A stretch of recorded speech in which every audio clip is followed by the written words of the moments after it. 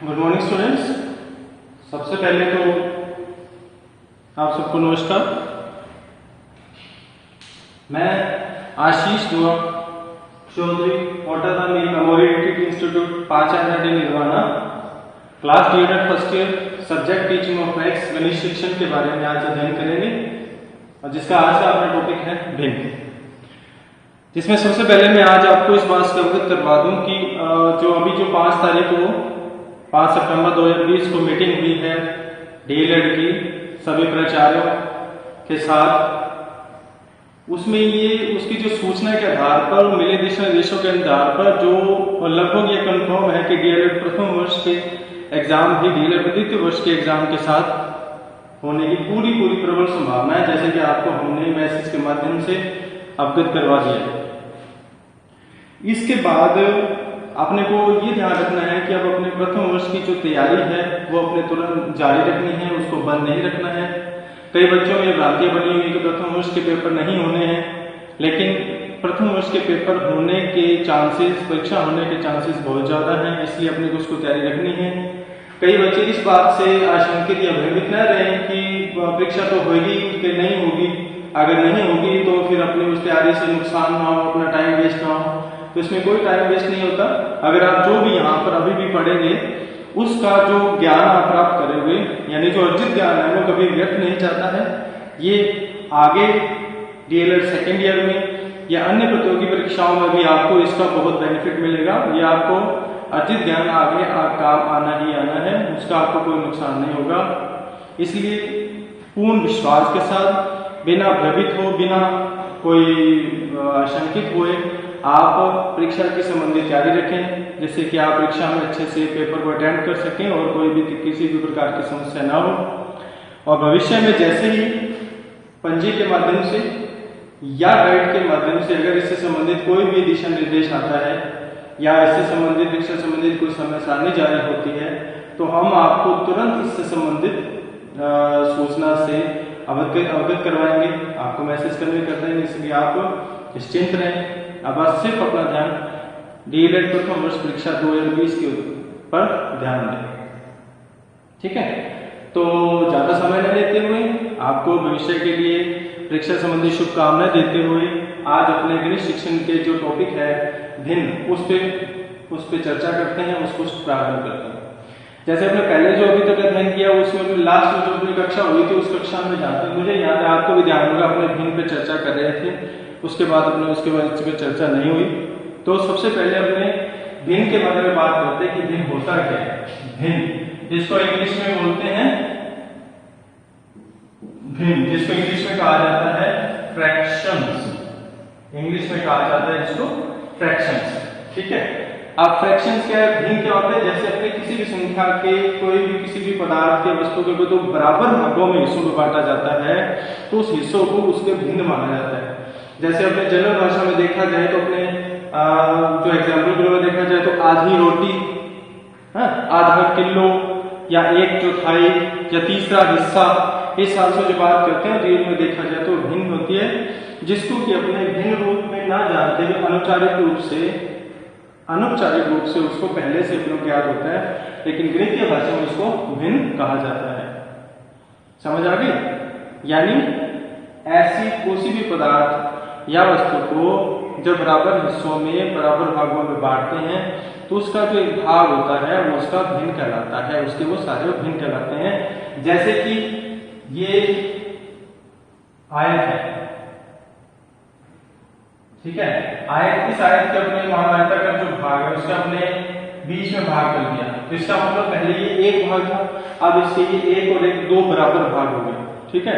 तो इसको हम लिख सकते हैं 1/2। 1/2 का मतलब क्या हुआ, एक भाग ये, अगर हम इसको लिखना चाहें तो ये क्या बन गया 1/2, यानी 2 बराबर भागों का एक भाग, तो ये क्या कहलाएगा 1/2।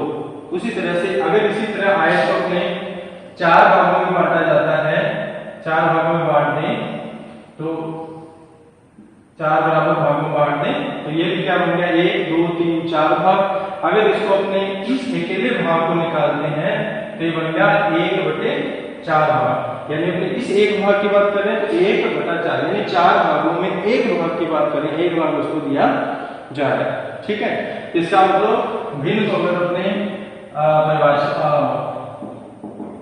सूत्र के रूप से देखा जाए तो भिन्न बराबर क्या होगा, अभिष्ट भाग, यानी जिस भाग की अपने बात कर रहे हैं, अभिष्ट भाग बटे कुल भाग, इसको अपने कह सकते हैं अभिष्ट भाग बटे कुल भाग, यानी जिस भाग के अपने जिसको कितने भागों में बांटा जा रहा है तो उसको अपने कुल भाग की संज्ञा देंगे, और जिस भाग को अपने जिस भाग की बात कर रहे हैं तो उसको अपने अभिष्ट भाग के ऊपर अपने लिखते हैं।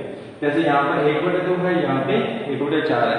अगर इसी को अपने 2/3 का 2/4 निकालना है तो ये बन गया, अभी 1 और 2 भाग हो गया तो ये हो गया 2/4, यानी 2 भाग 4, यानी 4 में 2 हिस्से, यानी अगर किसी को 4 बराबर भाग में 2 हिस्से अपने दे दिए तो उसका 4 भाग बन गया। आगे समझ, ये तो हो गया भिन्न को एक साधारण भाषा में समझने का तरीका कि उसको बराबर भाग बांटने पर जैसा हिस्सा उसको देते हैं उस हिसाब से उसको करते हैं। ठीक है, अब इसके आगे अगर अपने चर्चा करते हैं तो भिन्न को मैथ के विपरीत भाषा में देखा जाए तो भिन्न क्या होता है, अगर इसको भिन्न भाषा में देखा जाए तो भिन्न को परिभाषा देखी जाए तो भिन्न क्या होती है, ऐसे जिसको कि अपने को p/q के रूप में या यूं के a/b के रूप में लिखा जाए तो वो क्या होती है, भिन्न। अगर सामान्य भाषा में देखा जाए ऐसे दो संख्याओं को जो बटे के रूप में लिखा जाता है तो उसको क्या बोलते हैं, भिन्न। ठीक है, आप अपने बात करते हैं भिन्न कितने प्रकार का होता है। भिन्न को समझने के लिए, प्रकारों को समझने के लिए सबसे पहले आपको ये पता होना चाहिए कि अगर भिन्न को अपने लिखते हैं तो उसका एक उदाहरण ले लेते हैं। भिन्न जैसे मान लो एक हो गया 2/3, 2/3 हो गया तो इसमें एक संख्या ऊपर है एक संख्या नीचे है, तो इसमें 2 आ गया तो सबसे ऊपर वाली संख्या उसको बोला जाता है अंश और इसको बोला जाता है हर। भिन्न को इंग्लिश में क्या बोलते हैं, फ्रैक्शन। ठीक है, और इसमें जो ऊपर वाला भाग है उसको अंश, नीचे वाला संख्या भाग को हर बोला जाता है। अंश को इंग्लिश में बोलते हैं न्यूमरेटर, न्यूमरेटर। ठीक है, और इसको हर को बोलते हैं डिनोमिनेटर, डिनोमिनेटर।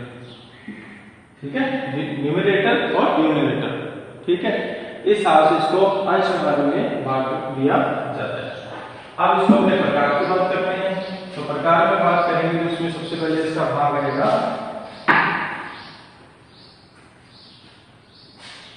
भिन्न। अपने अगर इसको 3 भागों में बांटते हैं, जैसे सबसे पहला होता है उचित भिन्न। ठीक है, दूसरा होता है अनुचित भिन्न।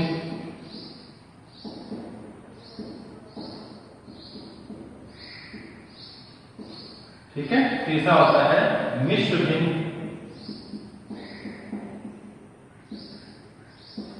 ठीक है, अगर उचित भिन्न के रूप में इसको देखते हैं तो उचित भिन्न जिसको अपने सम भिन्न भी कह सकते हैं, जिसको अपने सरल भिन्न भी कह सकते हैं। ठीक है, अनुचित भिन्न को अपने विषम भिन्न भी कह सकते हैं। ठीक है, मिश्र भिन्न है जिसको अपने संयुक्त भिन्न भी कहा जाता है, संयुक्त भिन्न। ठीक है, अब इसमें अगर हम उचित भिन्न की बात करते हैं तो उचित भिन्न कौन सा होता है, ऐसी भिन्न जिसमें अंश का मान छोटा, अंश का मान छोटा तथा हर का मान बड़ा होता है। अंश का मान छोटा तथा हर का मान बड़ा होता है। ठीक है, अंश का उचित भिन्न कौन सी होगी, जिसमें अंश का मान छोटा और हर का मान बड़ा होता है। जैसे कि अपने इसको अपने एग्जाम्पल के रूप में लिखना चाहें तो 2/5, 3/7, 5/9, 7/11, यानी अंश छोटा है, अंश का मान छोटा है और हर का मान बड़ा है। अंश का मान छोटा है और हर का मान बड़ा। छोटा बड़ा छोटा बड़ा छोटा और बड़ा, ठीक है। और अब इसी की तुलना में अगर अपने उचित भिन्न के दूसरे हिसाब से देखा है तो इसको सरल भिन्न बोला जाता है। अनुचित भिन्न किसे कहते हैं? ऐसे भिन्न जिसमें अंश का मान बड़ा, अंश का मान बड़ा व हर का मान छोटा होता है, ठीक है। जैसे इसमें अपने अंश छोटा हो गया, अंश बड़ा हो गया 8 बटा अब अंश बढ़े तो इसका मतलब हर का मान छोटा 3, 9 बटे 4, 11 बटे 3, 17 बटे 9, यानी अंश बड़ा है, यहाँ पे अंश छोटा हर बड़ा, उचित भिन्न कहलाई जाएगी। जब अंश का मान बड़ा और हर का मान छोटा होता है तो उसकी तुलना में छोटा होता है तो वो अनुचित भिन्न कहलाती है।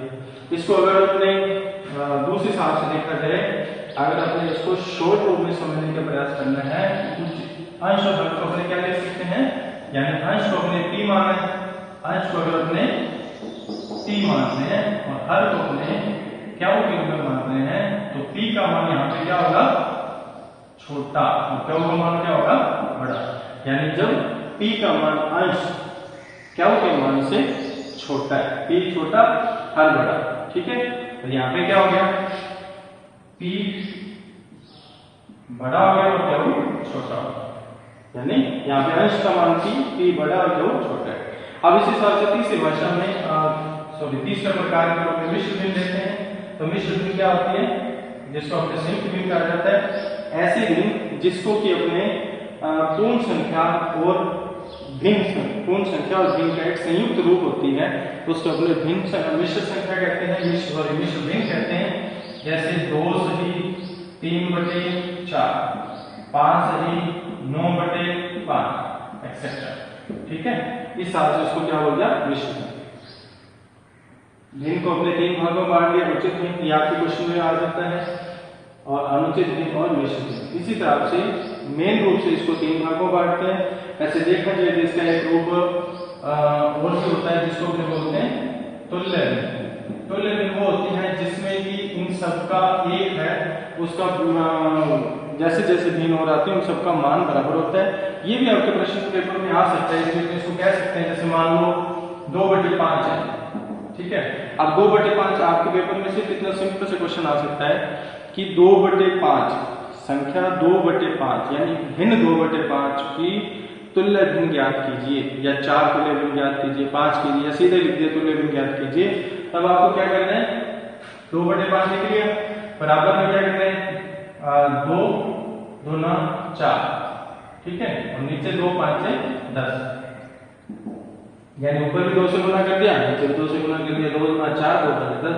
इस हिसाब से लिखना तो 2 4 2 3 6 2 4 8 2 5 10। इसी तरह नीचे भी हिसाब से बराबर में डाल दो, 5 3 15 5 का 20 5 5 25, ठीक है। यानी इन सब का मान बराबर है। बराबर किस लिए, क्योंकि अगर हमने इसको इसी की तुलना में इसको गुना करके बना रहे हैं, अगर इसको अपने काटते हैं तो ये 2 से कट गया, 2 2 4 2 5 10 बराबर हो गया। 3 से कट गया 2 3 6 3 से कट गया 3 दूना 6 3 5 15 तो बराबर हो गया। यानी ऐसी भिन्न जिसका मान पहले मान के बराबर होता है उसको तुल्य भिन्न कहते हैं। बस उसको सिर्फ गुना करना होता है, ये आपके पेपर में आ सकता है, इसलिए इसका थोड़ा सा आपको ध्यान रखना अनिवार्य है, ठीक है। उचित भिन्न, अनुचित भिन्न, मिश्र भिन्न, तुल्य भिन्न, ये क्वेश्चन आपके लिए बहुत इंपॉर्टेंट है। तुल्य भिन्न कि अगर आपने कोई भी तुल्य भिन्न दे दी तो उसका तुल्य भिन्न ज्ञात करना है तो उसको आपने सीधा उसके एक गुणांक का ऊपर नीचे बराबर गुना करना। गुना जैसे 2 का ऊपर किया 2 का नीचे, 3 का ऊपर 3 का नीचे, 4 का ऊपर 4 का नीचे, 5 का ऊपर 5 का नीचे गुना करना है, ठीक है। इससे कि आपने अपने उसको तुल्य भिन्न निकाल सकते हैं। यहाँ पे कोई भी भिन्न हो उसका जो निकालने का तरीका है वो बिल्कुल सेम रहेगा, ठीक है। अब बात ये आ गई कि अब आपके और कौन सा क्वेश्चन आ सकता है, ठीक है। अब इसमें क्वेश्चन एक और आ सकता है, जैसे इसमें अपने बात करेंगे आरोही क्रम की, अवरोही क्रम की।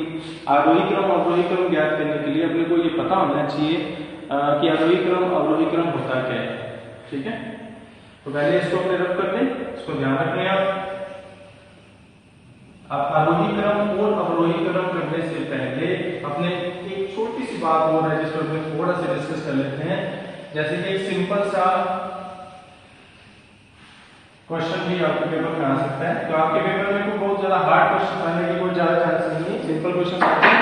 तो उसमें मान लीजिए आपका एक मिश्र भिन्न है 2 से 3/4, तो वो कहें कि इस मिश्र भिन्न को सरल भिन्न में बदलिए। तो सरल भिन्न में बदलने का क्या तरीका होता है, ये मिश्र भिन्न है, इसको सरल भिन्न में बदलना है यानी उचित भिन्न में बदलना है। तो सिंपल सा क्या तरीका इसको गुणा करने का, इसको पहले इससे करना है मल्टीप्लाई, ठीक है, फिर इसका जो आंसर आएगा उस आंसर को इससे क्या करना है प्लस। समझ आया? सबसे पहले नीचे वाला जो संख्या है उसको ऊपर वाली संख्या से, ये यहाँ पर जो बटे वो सही नहीं है, उसको गुना करना है। गुना करने पर जो इसका जो आंसर आएगा गुना करने पर, इसलिए हमने बराबर का निशान लगा दिया, उसको उस आंसर को इसमें जोड़ देना है और यहाँ पर उसको लिख देना है। ठीक है, यहाँ पे बटे का निशान लगा दिया, 4 को 2 से गुना किया, 4 दूनी 8 और 8 यहाँ पर आ गया, 8 को 3 से जोड़ दिया, 8 3 11 और ये नीचे वाली संख्या वैसे के वैसे आ गया। ये हो गया सरल भिन्न को मिश्र भिन्न को सरल भिन्न में कन्वर्ट करना। ये भी एक आसान सा टॉपिक है जो आपके पेपर में आ सकता है, इसलिए अपने को इसके बारे में भी पता होना चाहिए। मिश्र भिन्न 2 से 3/4 और इसको सरल भिन्न में उचित भिन्न में बदल दिया, सरल भिन्न में बदल गया। अब देखा जाए, अगर पूछे कि ये कौन सी भिन्न है, उचित है क्या अनुचित है, तो उसमें क्या बताएंगे, उचित भिन्न कौन सी होती है, उचित भिन्न होती है जिसमें क्या छोटा हर बड़ा होता है, और अनुचित कौन सी होती है जिसमें अंश बड़ा और हर छोटा होता है। उसके हिसाब से ये कौन सी भिन्न आ गई, अनुचित भिन्न। ठीक है, अगर अपन वापस इस क्वेश्चन की तरफ आते हैं, ये तो आ गया मिश्र भिन्न को सरल भिन्न में कन्वर्ट करना है। अब आगे कि मान लो सरल भिन्न को मिश्र भिन्न में कैसे कन्वर्ट करना है, तो मान लो इसी क्वेश्चन को अपने वापस ले लेते हैं। जैसे 2 से 3/4 को अपने 11/4 बना दिया, ये फॉर्मूले के हिसाब से, तरीके के हिसाब से मिश्र टू सरल भिन्न। ठीक है, अब आ गया सरल भिन्न को मिश्र भिन्न कैसे करना है, तो इसका सिंपल सा फॉर्मूला है, आप इसको डिवाइड कर दीजिए, डिवाइड सबको आता है करना, इसको भाग कर दीजिए, 11 में 4 का भाग, 11 क्या होगा भाज्य, ये क्या होगा भाज्य। आप इसमें ये ध्यान रखना, यहाँ पे जिसमें अपने भाग करते हैं, जिसमें भाग करते हैं वो भाज्य आता है, जो यहाँ पर होता है वो भाजक होता है, जो उसका अपने आंसर बाद में निकालते हैं भाग करने पर जो फल प्राप्त होता है वो भागफल होता है। हल करने पर अगर यहाँ पे कुछ बच जाता है तो वो क्या होता है, शेषफल, यानी कि भाज्य में भाज्य का भाग लेने पर फल प्राप्त हो उसको भागफल बोल दिया। लेकिन फिर भी अगर कुछ शेष बच गया, कुछ एक्स्ट्रा और बच गया, तो उसको शेषफल बोलते हैं कि फल मिलने के बावजूद भी कुछ शेष रह गया। ठीक है, अब यहाँ पे देखिए 11 में 4 का भाग दिया, 4 को 2 तक बढ़ा, 4 दूना 8, क्या बच गया 3। ठीक है, अब 4 दूना 8, यहाँ पे इसको इसमें माइनस किया 3, ये सबको आता है। तो इसका मतलब यहाँ पे 11 क्या है भाज्य है, 4 क्या है भाज्य, 2 क्या है भागफल, 3 क्या बच गया शेषफल। अब इस सरल भिन्न को अपने मिश्र भिन्न में कन्वर्ट करना है, तो सबसे पहले अपन का निशान लगा दीजिए, बटा का निशान लीजिए, डैश लगा दीजिए, जैसे भी आप बोल सकते हैं, अपनी भाषा में इसको दिमाग में सेट करना है। तो यहाँ पे हम क्या लिखेंगे, यहाँ पे क्या आ जाएगा भागफल, यहाँ पे क्या आ जाएगा शेषफल, और यहाँ पे क्या आ जाएगा, यहाँ पर क्या आ जाएगा भाजक। ये रूल है, एक तरह से सूत्र बन गया। अब इसके हिसाब से कभी करोगे तो कोई गलत नहीं होता। ठीक है, जैसे हम यहाँ पर इसको लिखते हैं तो कैसे लिखेंगे, भागफल इसमें कितना है, भागफल कितना है 2, भागफल कितना आ गया 2, और इसमें शेषफल कितना है 3, और इसमें भाज्य कितना है 4। भागफल 2, शेषफल 3, भाजक 4। अब ये देखिए मिश्र भिन्न को जब अपने सरल भिन्न में बदला था तो 11/4 आ गया था। अब ये सरल भिन्न को जब अपने वापस मिश्र भिन्न में बदला है तो ये सेम आ गया, 2 से 3/4, 2 से 3/4। सिंपल सा है, मिश्र को सरल में बदलेंगे तो उसको गुना फिर प्लस करके ऐसे लिख देना है, अगर सरल को मिश्र में बदलना है तो उसको डिवाइड करना है, भाग करना है, उसको हिसाब से। मिश्र में अगर वो बदलेगा तो उसका शेषफल भी कम से कम 1 यानी शेष का जरूर आएगा, जब मैक्सिमम बनता है, जीरो यहाँ पे नहीं हो सकता। आगे समझ। अब अपने बात क्या करेंगे, आरोही क्रम की। अभी बात की थी अपने किसको, आरोही क्रम और अवरोही क्रम में व्यवस्थित करने के लिए बोल दिया जाए तो अपने को कैसे करना है, आरोही क्रम और अवरोही क्रम, आरोही क्रम और अवरोही क्रम। आरोही क्रम अपने को करने के लिए सबसे पहले अपने को बड़ी भिन्न और छोटी भिन्न निकालनी आनी चाहिए, क्योंकि आरोही अवरोही तभी हो सकता है जब अपने को किसी भिन्न के छोटे या बड़े होने के बारे में ज्ञात हो, पता हो। जैसे आरोही क्रम और दूसरा होता है अवरोही क्रम, आरोही क्रम अवरोही क्रम। ठीक है, आरोही क्रम अवरोही क्रम, आरोही अवरोही। आरोही अवरोही कैसे करें, तो आपको याद है तो अच्छी बात है। छोटे से बड़े की तरफ आरोही, छोटे से बड़े की तरफ जाना है, यानी पहले छोटी से फिर बड़ी, बड़ी बड़ी क्रम रखना है। अवरोही पहले बड़ी फिर छोटी उस हिसाब से रखनी है। फिर भी अगर अपने को ये कंफ्यूजन हो जाता है कि यार आरोही अवरोही के बारे में पता तो है कि जिसमें एक को छोटी से बड़ी, दूसरी को बड़ी से छोटी रखते हैं, लेकिन ये कंफ्यूजन हो जाती है कि आरोही कौन सा है अवरोही कौन सा है। तो ये ध्यान रखिए, पहला है, इसका पहला क्या है, आ। और अगर आपने शुरू में जब पढ़ना स्टार्ट किया था तो आपने स्टार्ट देखा होगा, सबसे पहले ए आ ई ऐसे स्टार्ट किया था। तो ये अपने को पता है कि सबसे पहले क्या आता है, ए।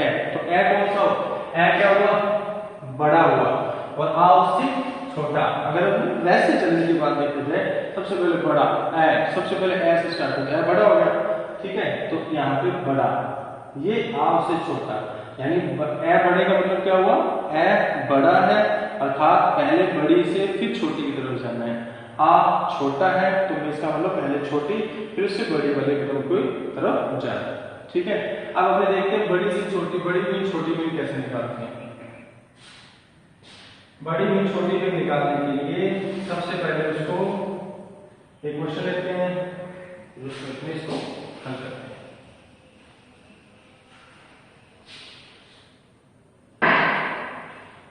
2/3, 3/4, 1/2, 4/5।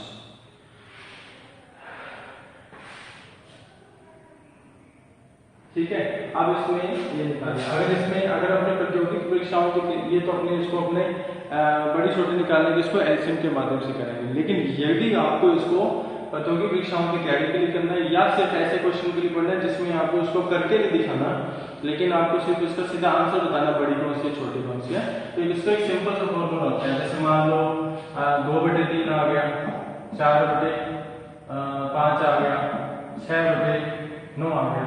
अगर इसमें बोले कि छोटी कौन सी बड़ी कौन सी, तो एक सिंपल सा फॉर्मूला है, बस इसमें आप 0 लगा दें। ठीक है, अपनी तरफ से 0 लगा दें, फिर इसको हल कर लें। जैसे अब 20 आ गया, तो 20 में 3 का भाग दिया 6, मतलब पूरा नहीं जाता, लेकिन 3 6 18, आगे पॉइंट वाला अपने को नहीं लेना। अब इसमें किया तो 5 8 40, और ये 9 6 54, यानी 3 6 18, इसे आगे नहीं करना, 5 8 40, पूरा चल गया, 9 6 54। ठीक है, तो ये आ गया। अब यहाँ पे अगर अपने देखें कि यहाँ अब अपने सिंपल से तरीके से बता सकते हैं कि यहाँ पे सबसे बड़ी कौन सी है, यहाँ पे सबसे छोटी कौन सी है। अब यहाँ पे सबसे छोटी संख्या कौन सी है, इत्तेफाक ये देखिए कि यहाँ पे 6 और 6 दोनों आ गया। इसका मतलब क्या हुआ कि ये अपने तो अपनी तरफ से एग्जाम्पल लिया था कि ये और ये दोनों सेम है, क्योंकि ये दोनों 6 है, ये 6 है, दोनों में बराबर भिन्न कौन सी है, ये दोनों बराबर है। ठीक है, और ये सबसे बड़ी, अगर हम इसमें बड़ी देखें तो सबसे बड़ा 8 है, इसका मतलब ये भिन्न सबसे बड़ी है, यानी 4/5 भिन्न सबसे बड़ी, उसके आगे वाले से छोटी है। यहाँ पे इत्तेफाक से दोनों बच्चे, इसका मतलब ये दोनों भिन्न बराबर है।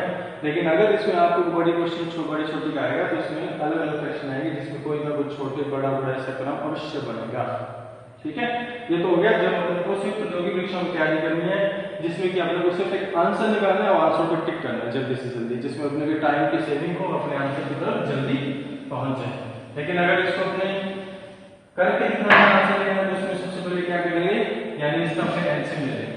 अब एलसीएम कौन सा होता है लेना है इसमें, 3, 4, 2, 5। अब इसका एलसीएम लीजिए, इसका एलसीएम यानी कि लेस है, लघुत्तम समापन होता है, निकालना है 5 गुना 10, 5 और 20 के 60 आ जाएगा।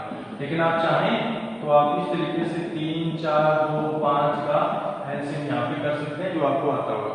ठीक है, अब इसका एलसीएम 60 ले लिया, तो इसका एलसीएम निकालने के लिए मतलब हुआ कि अपने इन सब का जो हर है, ऊपर वाला अंश होता है, नीचे वाला हर होता है, इन सब का अंश और हर को सबको क्या कर देना, 60 कर देना। क्या कर देना, 60। जैसे 2/3 है, अब इसको 60 करना है, तो इसको अपने को पता है ऊपर और नीचे किससे गुणा कर देंगे, 20 से। ठीक है, अब यहाँ पे 3/4 है, ऐसे कर सकते हैं, 3/4 है, 3/4 को गुणा करना है ऊपर और नीचे 15 से, और 1/2 30 और 4/5 12। अपना मेन टारगेट क्या है, अपने जो इसका एलसीएम 60 है, अपने उसका हर एलसीएम के बराबर यानी 60 करना है। 20 किया 60, ऊपर हो गया 20 गुना 40, 15 चौके 60, 15 दिया 45, 30 गुना 60, 30 एकम 30, 15 12 पंजे 60, 12 चौके 48। इसका मतलब क्या हुआ, इसका मतलब क्या हुआ कि सबसे बड़ी संख्या कौन सी आ गई इसमें।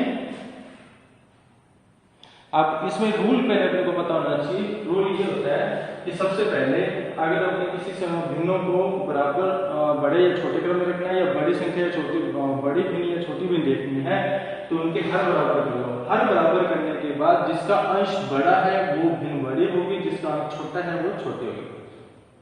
आगे समझ, हर समान करने के पश्चात जिसका अंश बड़ा होगा वो भिन्न बड़ी होगी, जिसका अंश छोटा होगा वो भिन्न सबसे छोटी होगी।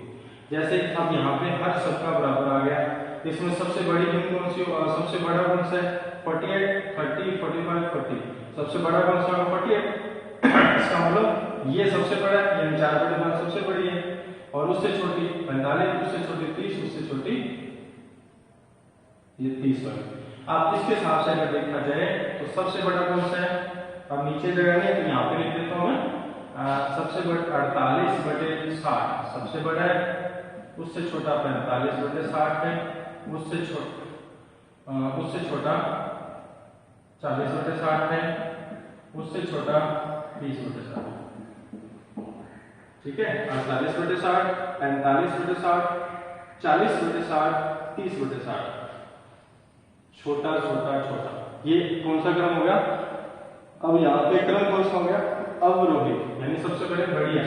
अब ये 48/60 किसका है, 4/5 का, तो इसका मतलब क्या हुआ, 4/5। 45/60 किसका है, 3/4 का, यहाँ पे 3/4। 40/60 किसका है, 2/3 का, तो यहाँ पे 2/3।